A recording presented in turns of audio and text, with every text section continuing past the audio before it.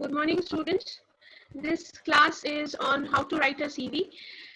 I suppose you have already gone through my previous lecture on job application. So you must have understood that when it comes to getting a job, the most important document you own is your CV. So it is the document that gets you the interview and eventually lands you the job with due importance to your performance at the interview. So what are CVs? CVs are technical as well as marketing documents that present the candidate's past and present performance to the prospective employers so that they can access his or her future potentiality. In fact, a prospective employer forms his or her first impression of the candidate from the CV. So I'm changing my slide. So this is how a CV look like. You have to attach your passport size picture, and by the side of which there should be your details. But of course, you should remember that a CV is not sufficient. It is not all to get a job. It can help you or it can help the employer to shortlist the candidates to be considered, but it is not a guarantee that you'll get that job. CV actually is a summary. It is usually of 1 page long, but sometimes it may extend to 2 pages. It includes the gist of an individual's education, past employment, and skills for new position. But personal information such as date of birth, marital status, nationality, and gender are generally not included in a CV. You should remember that a CV, like every business document, should be impeccable. What does impeccable mean? Impeccable means like which is faultless. There should be no mistake. Any kind of mistake or sloppiness here could raise doubts in an employer's mind regarding the person's capability. A CV should also reflect the professional image that we actually want to create about ourselves. And the CV should be neat and error-free with no hand corrections. It should also be legible enough and well spaced. A very important point to note down is it is always written in third person. So by now you understood how a curriculum or how the appearance should be of a CV. So what are the things which we should write in a CV? What is the very first point which we should write or which we should include while writing a CV? The first point is the basic data. What is the basic data uh, consist of? It includes the name, the address, the telephone number, and the email ID.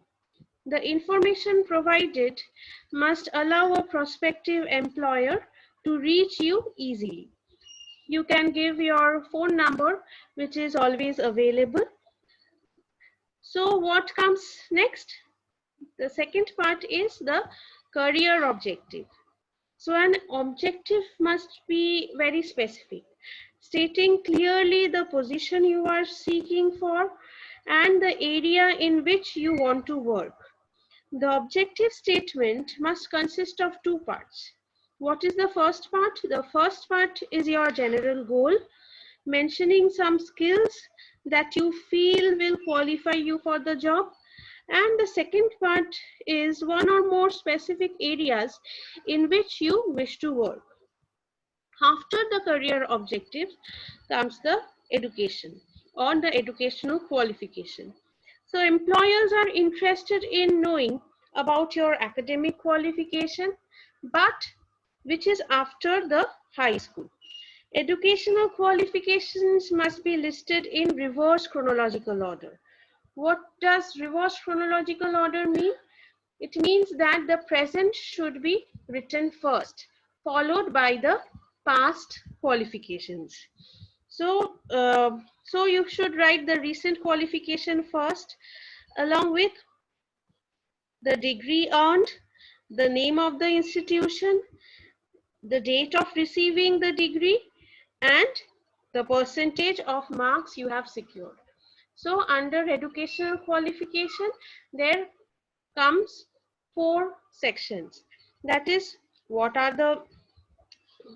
is the degree you have earned, from where you have passed that degree, the date of receiving the degree, and the percentage of marks you have secured. So after the educational qualification, what will come?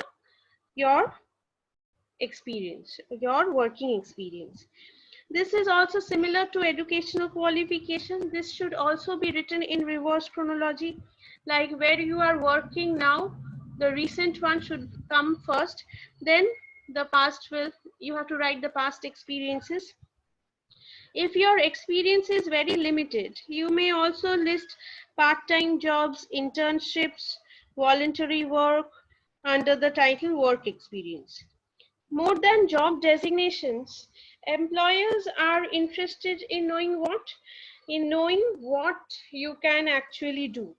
Therefore, a brief description of each job and the duties performed by you must be included. Short phrases may be used instead of complete sentences, and technical terminologies are a must, like supervised, produced, assisted. So understood after this? So what will come next? The next point is skills or other knowledge. So in this section, capabilities such as languages known, computer skills, and special writing skills may be listed.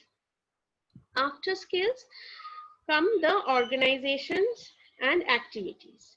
So membership of students and professional associations, clubs and committees, as well as extracurricular activities such as sports, music, and photography must be listed in this section. This information gives prospective employers an idea of your aptitude, your attitude, and your personality. So this is necessary, but the information mentioned in this section should strictly related to the job you are applying for. And the last point, or the last part which is included in a CV, is the reference. But remember that this is not a mandatory section. It is not compulsory that you have to write this section. Only if the employer asks you to write, then only you have to write this section. Generally, it is sufficient to include references available on request in your resume and to furnish the names only if you are asked to. Employers ask for references only if they wish to do a background check on you. When listing references, the name of the person, designation, the place where he or she works, and the contact details must be included. So these are the things which you should include or which are necessary to write while writing a CV. Now, another important portion is what you should not write while writing the CV.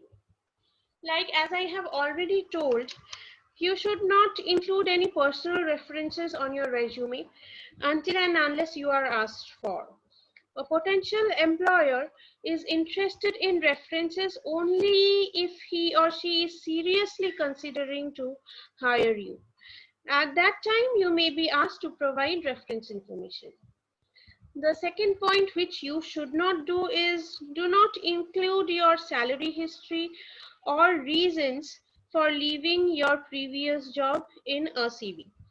Also, do not mention about any hobby, sports you enjoy, your marital status, which are not related to the job, which are completely different. They are not at all relevant to the job you are applying for.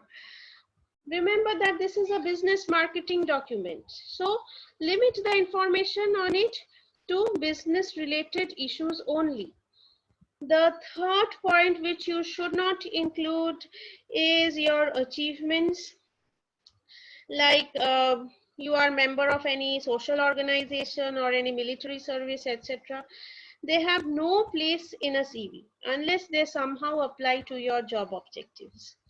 And the last point which you should not do is do not have any unreasonable expectation of what a CV can do.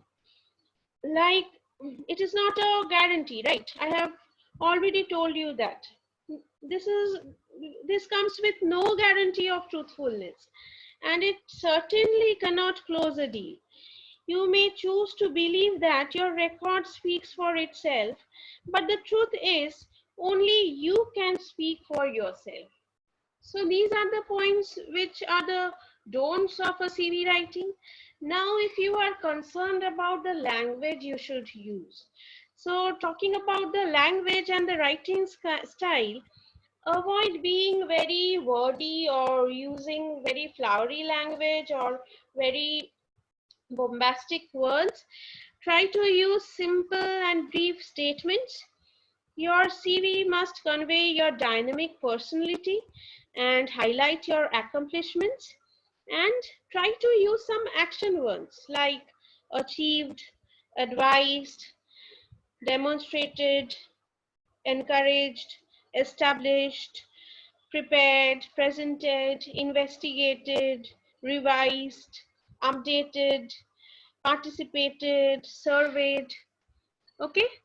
Um, so I hope you have understood or you can follow what I am trying to say.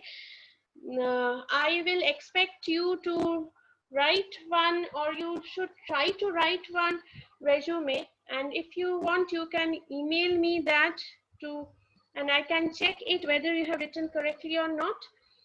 If you do not know my email ID is oindrila.dttoroy88 @gmail.com.